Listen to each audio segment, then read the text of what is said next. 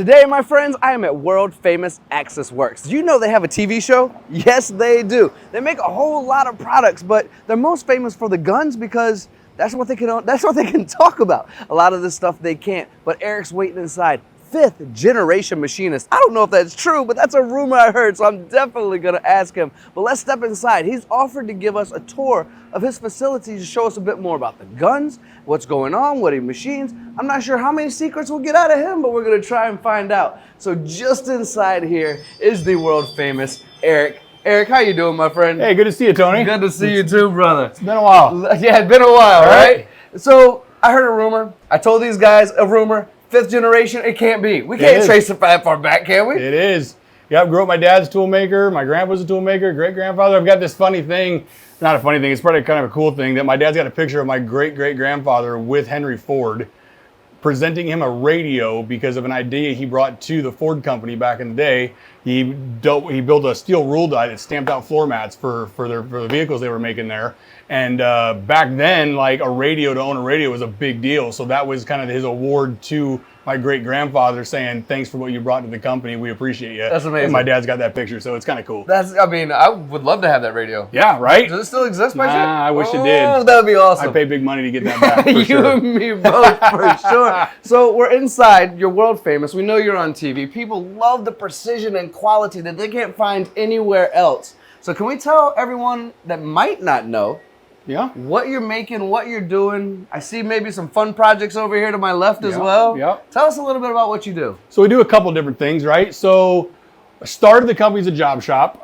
From my shooting background, everybody assumed that I was going to be building rifles when I started my company, and that wasn't the plan.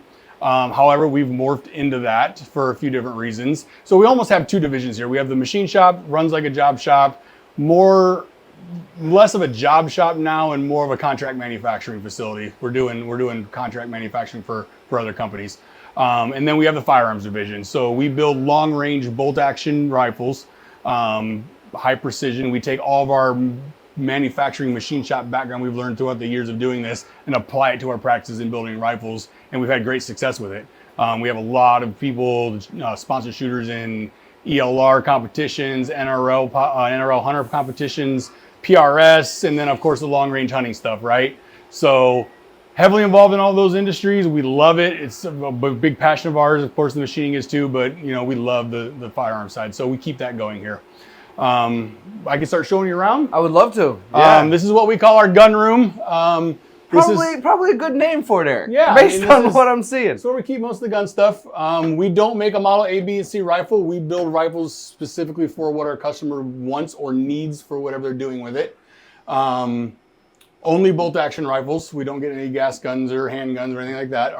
We're all precision driven. Precision bolt actions is kind of our MO. So this is where basically the customers come in. We talk about what they want to build. We give them their quotes. We order the parts. We start building their rifles. So this is kind of where everything comes together for that. Everything gets a work order. The firearm division beats the same drum as the machine shop does as far as work orders, documentation, keeping everything straight. And that's what we do in here. What would you say makes you and the company special? What makes these products special, my friend? I think the amount of detail that we put into it. We take a lot of our manufacturing background, how to make things perpendicular, how to make things parallel, how to make things concentric, those machining practices, using CNC machines and knowing how to make a CNC machine do what you need it to do for firearms. That's what really makes it. We machine parts to fit other parts when we build a rifle. We don't make it to a thread spec. So you've got a thread, a male thread, you've got a female thread. We start with the female thread, we start turning the male thread, and we start taking tenths off until those things mesh together perfectly. And that's where you get a precision-built custom rifle. When you start building things with tolerances, it's an AR-15, you throw it together, you've got all that slop in there. That's what we bring to it. So, can I ask you a stupid question? Absolutely. What happens when it does have a little bit of slop? When you don't put in the quality that you put into it, and you're shooting a gun, especially at distance, what are some of the differences between a lesser quality gun and what you're making here? So it all comes down to consistency, right? So building a rifle that does its job very well is controlling as many variables as you possibly can. If I can make if I can take the slop out of the action threads and take the slop out of the muzzle breaker suppressor threads, and I take, I make sure that things are perfectly dialed in concentrically. We're adding 2% here, 0.5% there, 3% here. When the whole overall package is done, now you've got you control as many variables as you possibly can to put when the shooter makes an error, instead of having, an inch of variation built into the firearm, and then he adds another 1/2 inch or inch. Well, if he moves an inch and we're a 1/4 inch gun, we've brought all that back down and it makes it perform better. That makes sense. I just wanted to ask the stupid question. Maybe someone else out there wanted to ask that question. Can you tell me about this? I mean, it looks like you've set it up for a reason. Can you tell me a little bit about this beautiful piece we're looking at here? Yeah, so some of the stuff we do, I still have a manufacturing consulting business. I do turnkey projects for some people. This is one of the turnkeys I did for one of our customers. They came to me and said, I want a one-piece chassis. Most chassis are made in multiple pieces. For instance, this company here, this front part is one piece, the back part is bolted on and made as a separate piece. They wanted to have the first one-piece chassis. So the design company designed it, and I was in charge of speccing the machine, tooling the machine, building the fixtures, putting tool paths to the model, and this is what we came up with. It's one op outside of the end holes down here, so that'd be your second op, done on a VF4SS with an HRT 210 rotary and a live center. It's pretty impressive, all in one piece. Yep. I mean, I can look at it, Eric, and you and I both are machinists, right? And you can see at the end of the day how it might be possible. It's just a matter of using a little bit of creativity and imagination and design work and really great work. It came with its challenges for sure, like any other new project does, but we worked through them and we made a successful run at it. So they're happy with it and it came out pretty cool. Yeah, I want to ask you about another one before we run out of this room. Okay. And that's the monster right here. Yep. Is there a story behind this beast as well? This is one of our customers that competes in what we call King of 2 Mile. So you're putting bullets on target 2 miles away. Good gosh. Yeah, this is a 375 Shea Tac. He also competes in the 50 caliber class. Pretty cool. He set a new world record in 2019 with one of our 50 caliber BMGs. For that world record? Yeah. With your gun? Yep. Is that why you're on TV? Part of it. Nice. Yeah. Yeah. So, I mean, the competition's a big side of it, but hunting too. You'll find us on a show called The Most Wanted List for 2026 and 2027 season. We're doing that. They're down in Alaska right now, brown bear hunting with our rifles for their TV show. So check it out on YouTube. It's called The Most Wanted List. Lee and Christy Cook. Pretty cool stuff they're doing there. But they see the value in our rifles, and they're shooting their TV show this year all over the country and the world, basically hunting with our stuff. They've also this new seasons they've got involved with a competition called NRL Hunter competition, so you can check some of that stuff out on YouTube too if you want. NRL Hunter, and we built 2 rifles for them to compete in the NRL Hunter series, and then 2 rifles for this year for them to hunt all over the world with our stuff. So this seems like it might be a passion of yours, maybe, maybe. It always has been, for sure. I mean, let's bring it down. So I started life 5th generation machinist, right? Like precision's been built into everything we do. When you can take that little tiny projectile and launch it from here, and consistently put it on a target as far away as we do, there's a lot of precision, a lot of math, a lot of things that have to be taken into consideration. It's no different than when you're figuring out chip load, chip thinning, dialing in cutters, dialing in jobs, making them more efficient. It all translates into this. And this lets us do that, and it shows results because of it. And that's, I think, probably what drives that passion for me into firearms, into bolt action precision rifles. Very well said. Interview's done.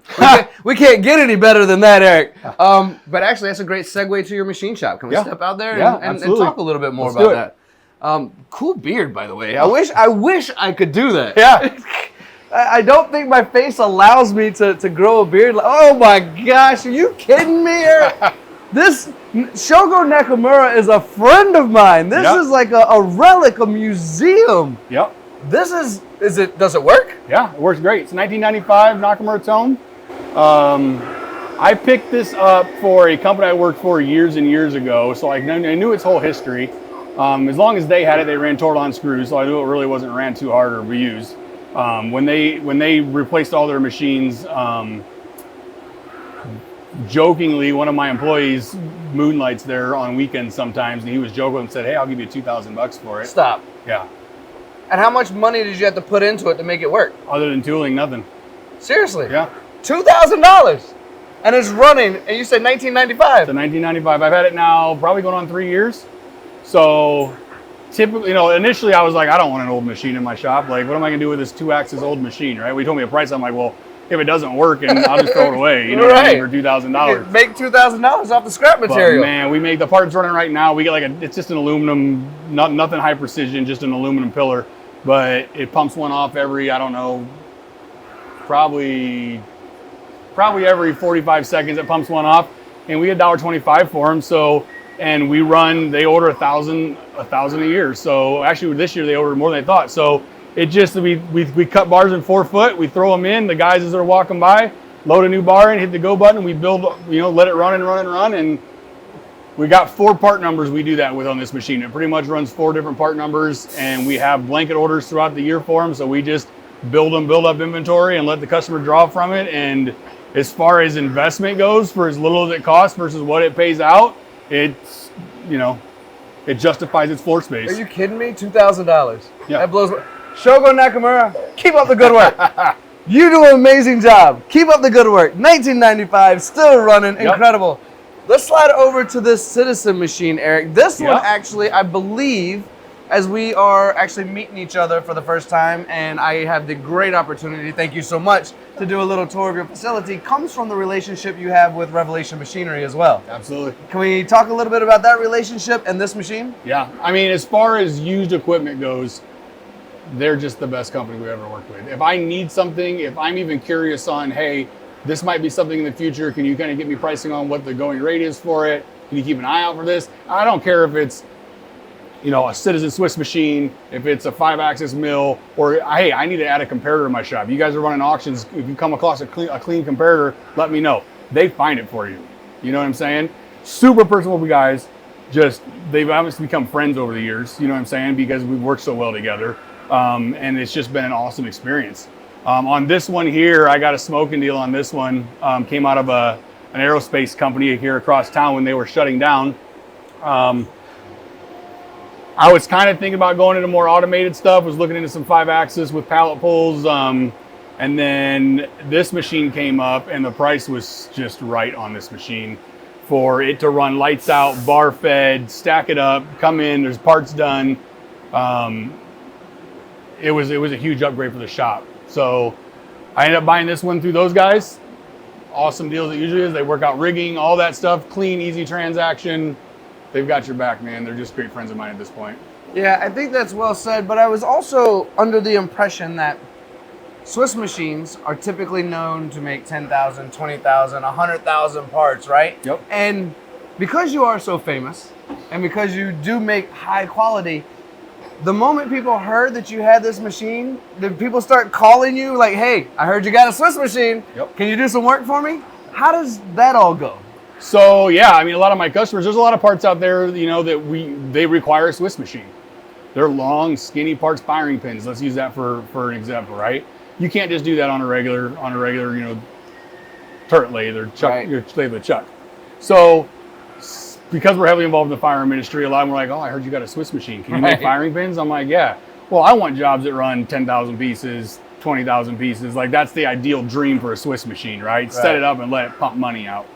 So once I got that, a lot of my customers were like, hey, I need 800 of these. I need 500 of those. And I'm like, man, this is going to kill me because I'm not a Swiss shop. I don't have all the live tooling heads yet.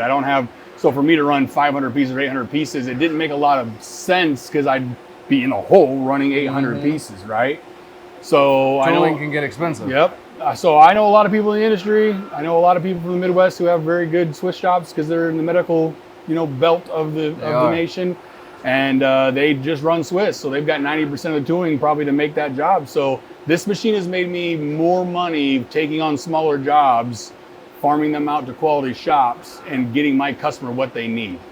I'm typically very transparent with my customers saying, hey, doesn't make sense for me, but I can find somebody to do it for you. And they're like, all you need to do is I want to buy it from you. So if you can get it made for this price, I'll do it. So it's become a tool for my shop to bring more revenue in, not even turn the spindle on sometimes. Do you know how many people would love to have that type of sales? Where just by reputation, you got a machine and they go, oh, by the way, I heard you got the machine. You want some work? Yep.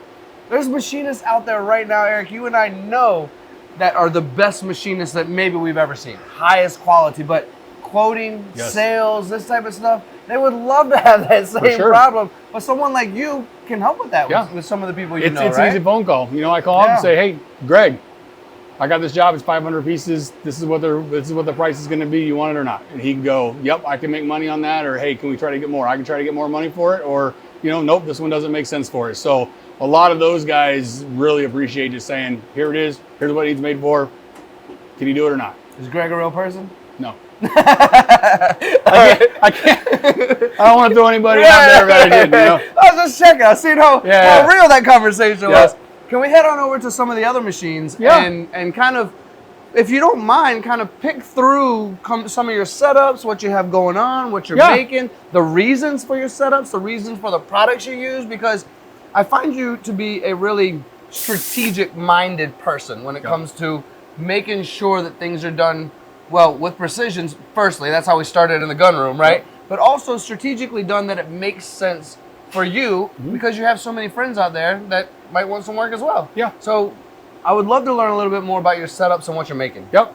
This is just my Haas ST25. Bought it new in 2015 with my first VF4SS that used to sit where the Swiss is at. That's where I started those two machines, bought them brand new. This is just a 2-axis lathe, turret lathe. I mean, there's nothing really fancy there. When I started, I was heavily mill oriented. Very little time on lathes. I mean, I did it, but when you start a shop, you need turning and milling capabilities. So when you start with one, you really pigeonhole yourself into something. So I did get the lathe. It's been running for years.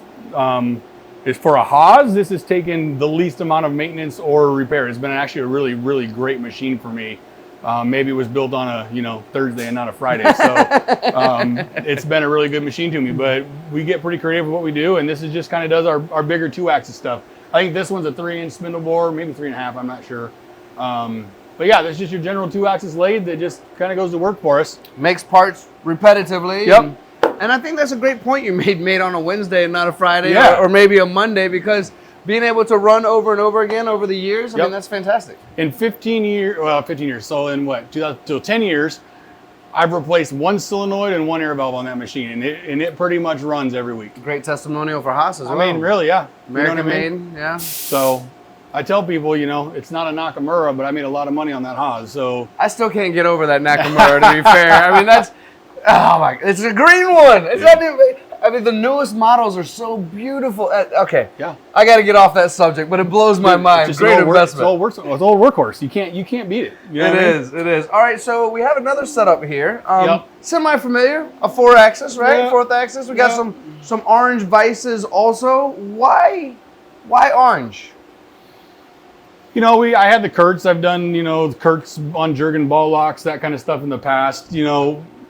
A lot of companies have caught up, but when orange came out, it was big for me because I've got 20 inches of Y, so I wanted to use as much of that as I can and make a 20-inch vise. But here's what I love about the orange stuff is this is very, very versatile. I can pin this one, make one big vise. I can make a dual station vise. I can make this my stationary jaw. I can make this my floating, like a traditional vise setup. I can pin this one, make this one stationary, make this one floating.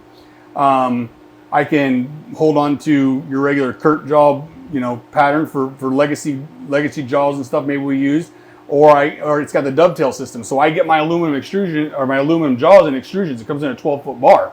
So if I need, if I got to hang on to a 7-inch part or a 9-inch part, I just go to the bandsaw, cut the length I need, put it in, dovetail it down, lock it down, and I don't have to go make a set of jaws that are 12 inches or go order a set of jaws. I've got some parts like you can see here, where we're just holding a cylinder up and I don't need to go use 6 inches of jaws. I can dovetail these down and that's all I need to utilize. And I can hold 1, 2, 3, 4, 5, 6, 7, 8 parts in there just by throwing that in there and holding on to parts. So very, very versatile. I love their pallet system, which we'll get into that on the machine behind us here a little bit, how we utilize that. This machine is kind of my not boxed into a certain fixture setup. So when I get those weird castings that we got to kind of shim and bolt down or whatever, this is kind of just a typical Haas table to where we can do versatile stuff, pull the vices off, that kind of stuff. But this is more versatile. When I had my 3rd mill, that's what that machine was for. And these two were set up exactly the same. And when I got rid of that one, I needed this one for bigger parts, stuff like that. So that's kind of how this one's set up. Yeah, it makes sense. Again, back to being practical, right? Yeah. All right, let's step over here. This one does look a little bit different. Yeah. And again, similar-ish, but looks like a really clever setup, Eric. Yeah, so like I said, when I quote parts, I typically try to bring parts in that fit into a system that I have for the most part. So I try to build a versatile system to be able to accommodate multiple things. Back to the pallet system on the orange vices. You change the carriers out, you got a dovetailed V-jaw here and there, and you can either make these or buy them. They're relatively inexpensive in my opinion from orange, but you get a blank pallet and you can do whatever you want with it. So these rails, there's two different styles of rails we run. We run Arca Swiss and we run 1913 rails, and we run a lot of them and a lot of variations. So family of parts in different sizes, anywhere from 15 inches to, we've got some that are 1.5 inches. So these two pallets basically accommodate my 1913 rails. So if I've got 12-inch ones, I'm going to cut the stock. I'm going to make two 12s, flip them over, do the second op over here. On this one, we've got, I think these are 2 3/4-inch rails. I can get 10 in one setup. These come out, these get flipped in, slide down, dovetailed, or mighty bite down, new stock goes in there. We have so many, I think there's like 30 different variations of these that we run, one work holding for all of it.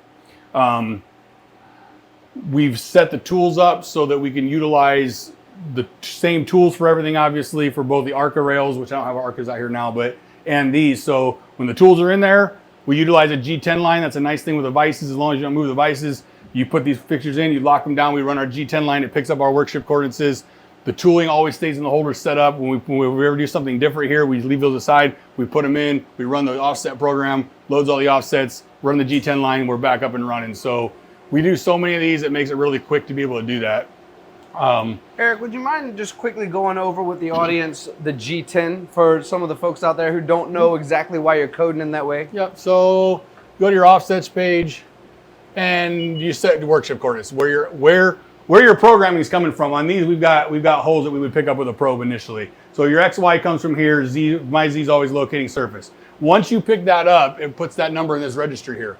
Once you have those numbers, you can put those in a G10 line. The G10 line reads a G10, it will populate these numbers. So I can make all these numbers 0 or whatever ran there last time. When I read the G10, it will put that number in there automatically. So the idea there is instead of putting your fixtures or your parts in and then go telling the machine where the parts are at, you tell it one time, and as long as you put that back in the machine where it was at before, you don't need to pick anything up again. It will repeat from the numbers it had. Perfect. So well, great explanation. Yeah. Tell me a little bit about your trunnion table over here. Yeah, because let's jog that over a little bit. That in itself looks like it has a bit of flexibility to it. Yeah. Looks like you're getting a lot of work done. Yep. And it looks like you have, because ships are everywhere.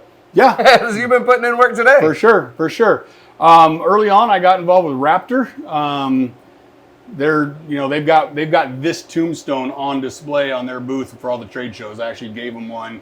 They put their Raptors on it. They've got a part that I make for one of my customers, and they actually use it for one of their show pieces for their Raptor work holding at their trade shows. So it was kind of cool working with them.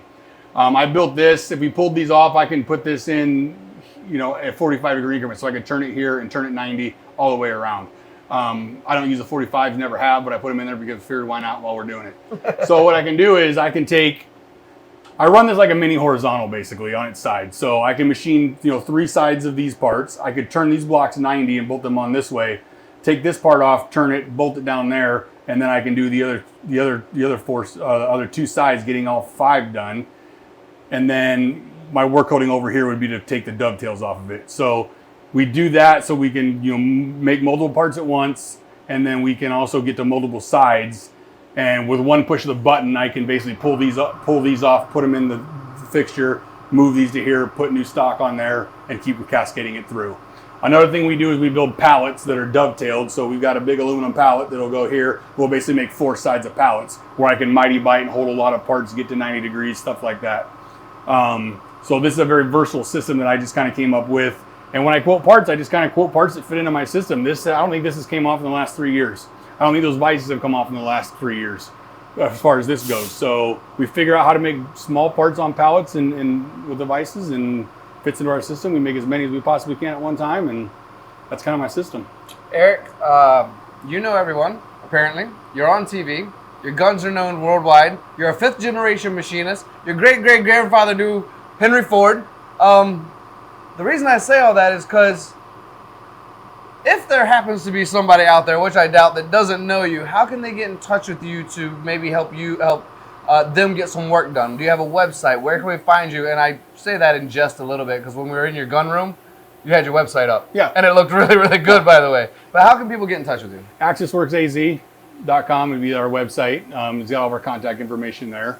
You can always hit us up on Instagram, Facebook, whatever, however you want to get to us. There's lots of lines of communication out there now, but AxisWorksAZ.com and give us a call. Let us know if you want a rifle build or you need parts made or whatever you need. Custom. I like it. Yeah. All right, last question I'm going to ask you, and this is kind of on the spot, so I apologize for that ahead of time. What I do when I put people on the spot like this is I'll ask the question and then I'll get long-winded so they give you a little bit of time to think. I really value the type of person you are. I really value the machinist that you are. I value your thought processes going into these machines in this machine shop. If you had advice for other machinists out there of maybe what they could do to perform better or create better or whatever advice based on all your years of expertise, quality, what kind of advice would you offer other machinists out there? Solve people's problems. Well, that was easy. To build a business, solve people's problems. When they call, if you can't do it, find somebody that can for them. Yeah. Give them the time of day to try to figure out what to solve their problem. Don't just give them a no, I can't do that, or no, I won't pay that. Try to help them solve their problems. And once you start solving people's problems, the work will come, the relationships will be built, and it just escalates from there. Have you been asked that question before? No. You knew the answer right away. Eric, thank you so much for your time today. Thank you for the opportunity. Absolutely brilliant. I think now, have you seen the movie Step Brothers? I have. Are we best friends? I think so. Do we? Yeah. All right. Thank you all for watching. This is my buddy Eric. This is AxisWorks. Like he already said, I don't need to reiterate, but you know where to go for that quality work or any type of gun work as well. Thank you all for joining us. This is the Worldwide Machinist in partnership with Revelation Machinery. Join us anytime at the Machinist Club. Oh, I have a gift for you. A very special gift that I give out to very special people. I won't say what it is on camera because it's still a secret. All right. But I have a gift for you. Very good. Thank you all for watching. We'll see you again soon. You want to know about that gift? Keep watching. Ha.